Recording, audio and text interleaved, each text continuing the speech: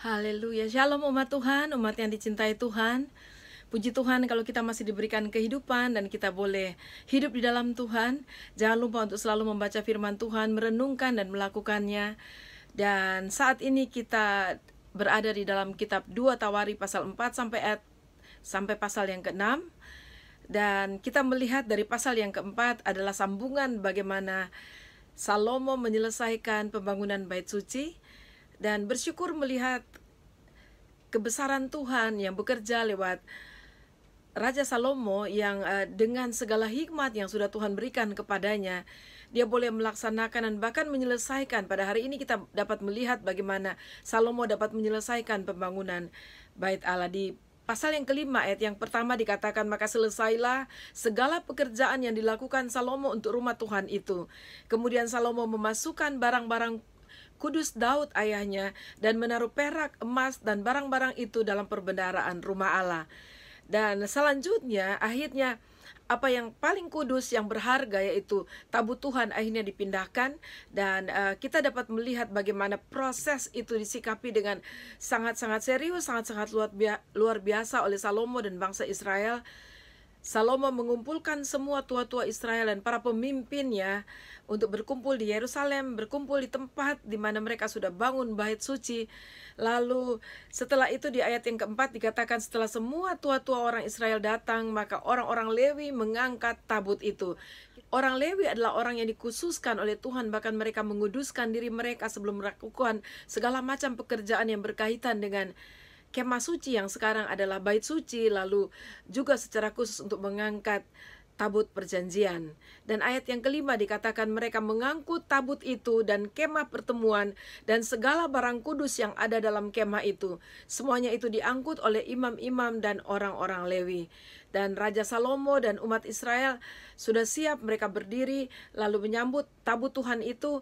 Dan Salomo mempersembahkan korban bakaran kepada Tuhan. Dikatakan tidak terbilang domba-domba dan kambing yang dipersembahkan sebagai korban bakaran di hadapan Tuhan. Di ayat yang ketujuh dikatakan, kemudian imam-imam membawa tabut perjanjian Tuhan itu ke tempatnya, ke ruang belakang rumah itu, di tempat yang maha kudus, tepat di bawah sayap kerup-kerup. Dan setelah itu kita melihat apa yang terjadi, saudara. Dan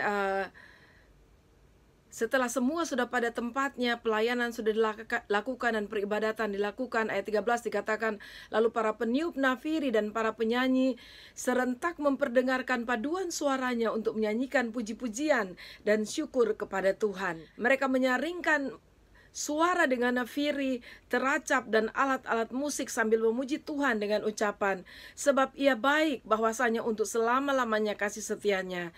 Pada ketika itu rumah itu yakni rumah Tuhan dipenuhi awan. Ayat 14, sehingga imam-imam itu tidak tahan berdiri dan menyelenggarakan kebaktian oleh karena awan itu, sebab kemuliaan Tuhan memenuhi rumah Allah. Dan kita sangat bangga akan Tuhan kita. Sungguh Allah kita adalah Allah yang luar biasa. Lalu kita sampai kepada yang ke-6. Di situ dikatakan bahwa Tuhan menepati. Sesudah itu ibadah tetap berlangsung. Dan akhirnya Salomo memberkati umat Israel. Dan ayat yang ketiga dikatakan, kemudian berpalinglah raja itu memberkati seluruh jemaah Israel, sedang segenap jemaah Israel berdiri. Dan Salomo mengungkapkan pernyataan penggenapan bagaimana Allah telah menjanjikan kepada Daud bahwa rumah Tuhan akan dibangun oleh Salomo, dan penggenapan janji itu sudah terjadi. Lalu kemudian Salomo mempersembahkan doa kepada Tuhan, dan doa itu cukup panjang dari ayat yang ke-12 sampai ayat 42. Doa dinaikkan kepada Tuhan dengan kata-kata yang sungguh-sungguh menyentuh hati kalau saudara bisa baca itu. Bagaimana seorang raja yang sudah diberkati Tuhan dengan hikmat Tuhan, dan dia menaikkan doa kepada Tuhan. Sungguh doa yang luar biasa. Kemudian berdirilah ia di depan mezbah Tuhan, di hadapan segenap jemaah Israel, lalu menengadahkan tangannya. Ia berdoa kepada Tuhan. Tuhan itu luar biasa. Mari kita mengucap syukur untuk segala sesuatu yang Tuhan karuniakan kepada kita tiap-tiap hari. Sungguh Tuhan itu ada di dalam hidup kita, sama seperti bangsa Israel menghadapi berbagai tantangan, menghadapi berbagai kesulitan, dan bahkan mereka berhadapan dengan musuh di sekitar mereka, berhadapan dengan diri mereka sendiri dengan segala macam bentuk kelemahan dan kekurangan. Tetapi selalu selalu dapat mereka melihat keajaiban Tuhan, mujizat Tuhan, pertolongan Tuhan, dan selalu mereka dapat mengucap syukur kepada Tuhan. Dan mari kita belajar dari bangsa Israel, belajar dari bangsa yang sudah dipilih oleh Tuhan itu, belajar dari raja-rajanya, belajar secara khusus pada hari ini dari Raja Salomo. Tuhan Yesus memberkati kita semua.